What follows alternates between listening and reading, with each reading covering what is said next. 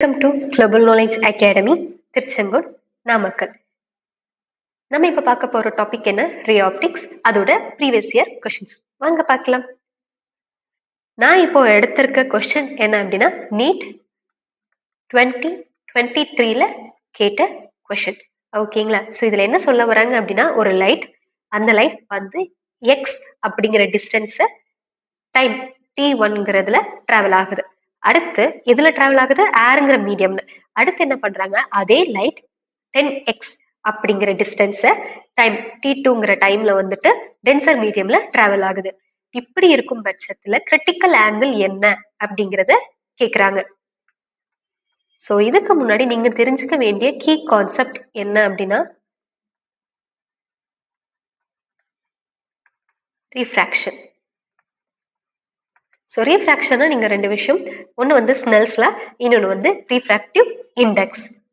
So Snell's law ஒன்றும் கிடையாது, n1 sin i equal to n2 sin r.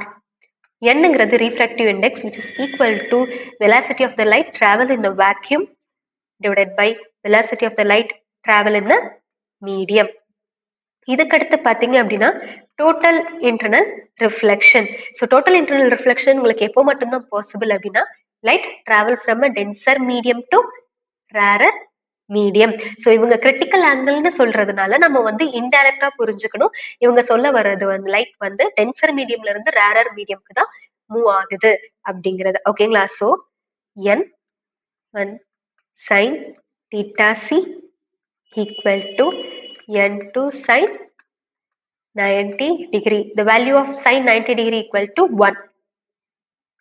So sin theta c equal to n2 divided by n1. So theta c ங்கிறது critical angle.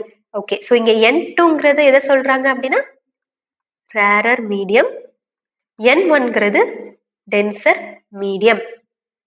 Okay. நமக்கு கொஸ்டின்ல இருக்கிற given எழுதிக்கலாம்.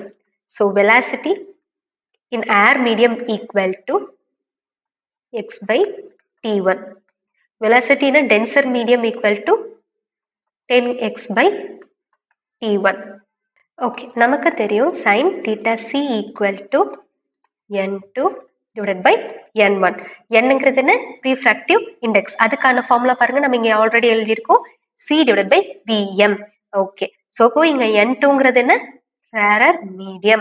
So இப்போ c v a into v d divided by c.